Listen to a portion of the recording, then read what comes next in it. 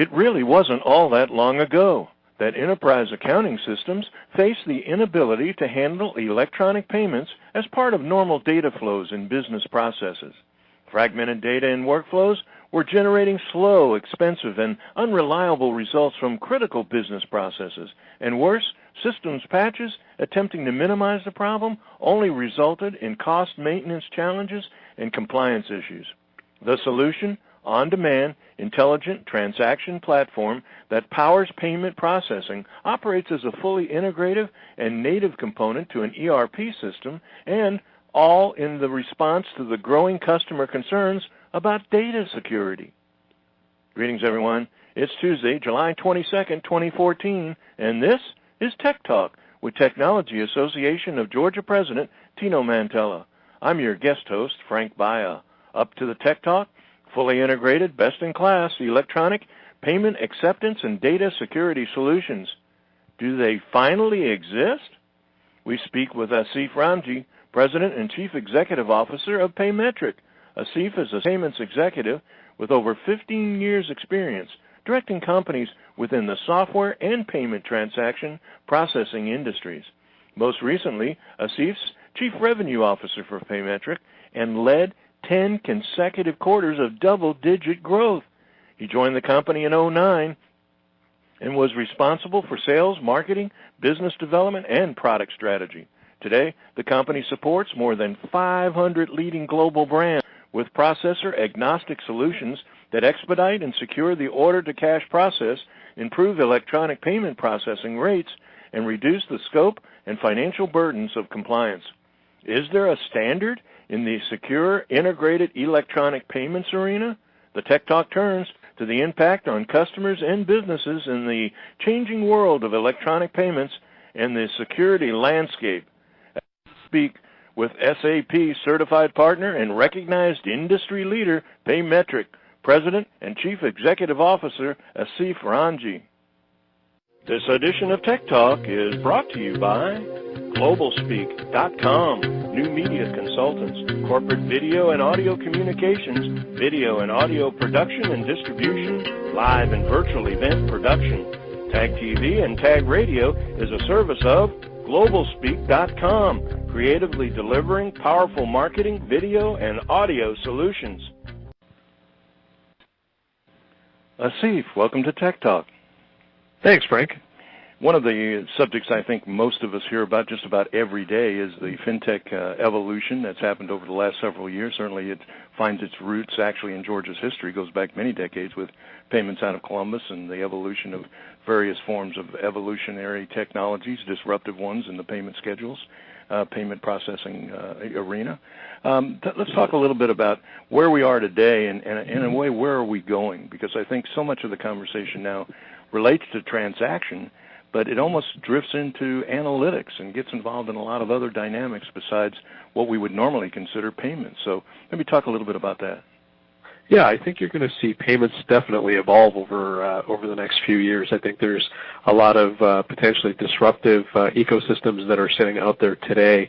I think one of the trends that you see, especially in the enterprise arena where we play, is tremendous complexity. So whether it's accepting payments within the enterprise or even securing that type of data, if you look at the typical large business that is looking to conduct business from a B2B standpoint, i.e. buyers conducting credit card commerce with suppliers, the complexity that sits within the workflows within those environments is tremendously challenging. So if you looked at a large Fortune 500, for example, they're conducting commerce through their core ERP systems. They've got web stores, call centers, mobile devices, taking transactions really from anywhere. So I think one of the trends you'll see is companies looking to kind of simplify and optimize payments and also secure those payments.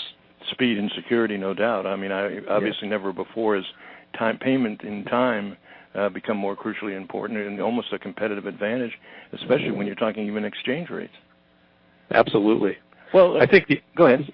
Sorry, just going to say, I think the other trend that I think you're going to see, and I think you alluded to it in the opening here, which is, again, between buyers and suppliers, today we've got a network of 7.6 million buyers that are interacting with our suppliers, and I think finding ways to provide more secure and cost-effective payments between buyers and suppliers, or even for that matter between B2C, businesses to consumers, or consumers to businesses, you will see a lot of potential disruption and more effective ways for people to make payments. It's almost a cliche to talk about big data. I like the word analytics. It kind of gives it a little bit more seriousness when you say, and now I heard prescriptive analytics. I'm sure maybe you have. It's a new term I've just heard, but I had heard predictive.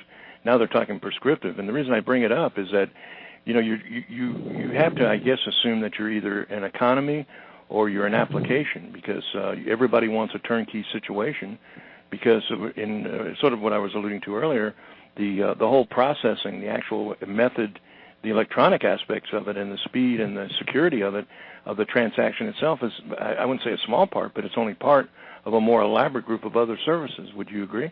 In terms of a full-service relationship between a company like yourselves and various forms, retailing or general enterprise.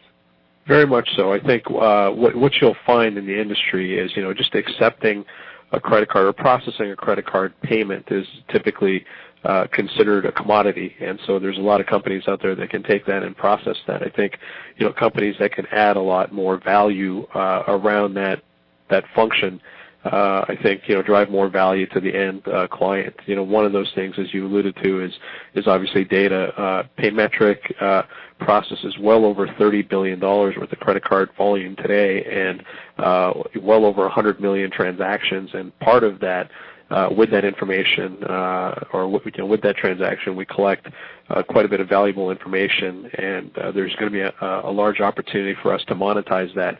And that can be everything from, just analytical insight into, what's happening with an individual's business or enterprise, or even peer-level reporting, or really using that data in a lot more meaningful way.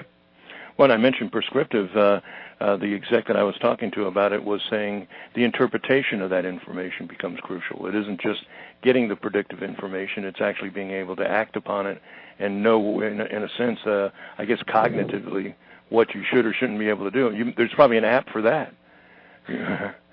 I think, look, absolutely. Look, I mean, data, first of all, it's just a big, it's a big, huge topic, right? You've got many different ways of looking at it. So I think one of the ways that you're talking about here is obviously, intellectual insight into maybe optimizing behavior. I think if you look at it from a security standpoint as well, there are applications and software that are out there today that can manage and monitor data and potentially, data security.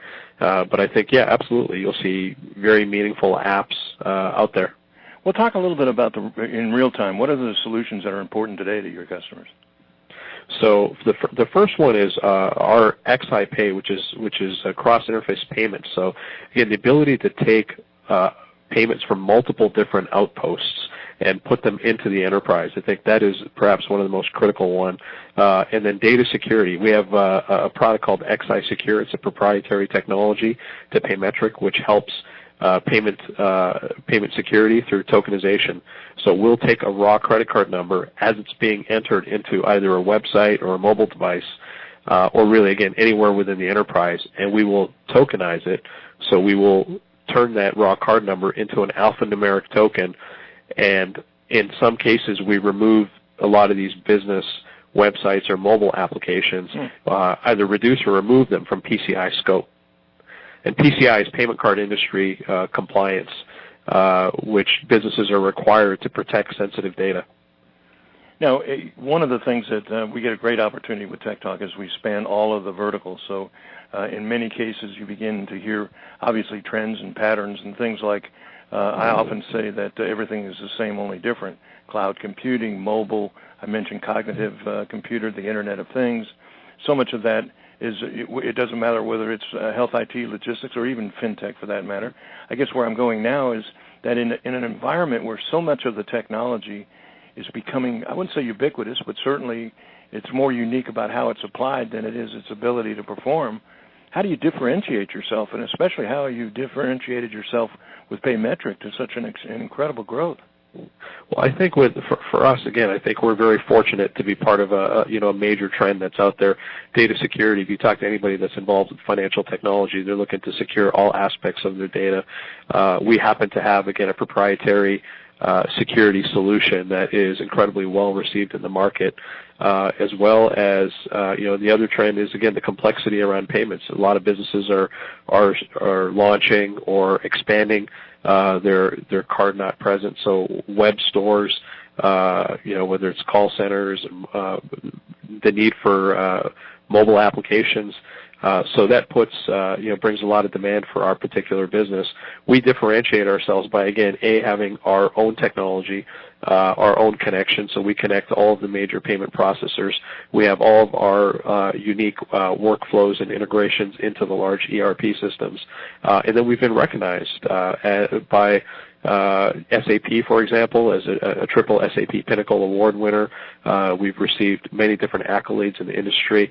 From a technology standpoint, we were a Red Herring Top 100 North American winner and a Top 100 Global winner. So, but I guess anyone that listens to that, you automatically think chicken and egg, and that is you got to have the performance before you have the accolades, and that the accolades generate the ability for you to be able to expand and get into more opportunities to perform. And it's a great place to be in terms of, as you point out, I'll say the tsunami that's happening in this whole industry vertical. Yeah. Go ahead.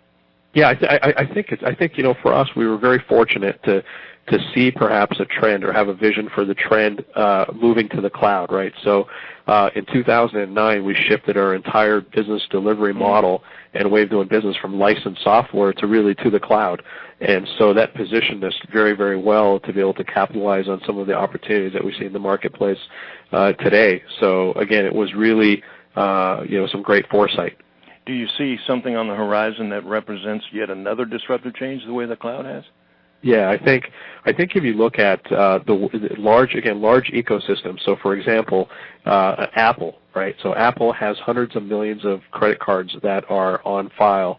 If an Apple decided to initiate a payments play and have people authenticate their payments with the thumbprint technology that's built into the iPhone, it's companies like that have large subscribers, large ecosystems that could be incredibly disruptive. So I think you're going to see a lot more from there. The second thing I would say is the cost of accepting a credit card payment today for a merchant or a business is very high. And I think that there are companies that will be able to pass a transaction between a buyer and a supplier, for example, in a lot more cost-effective and a lot more secure way than is traditionally being done today.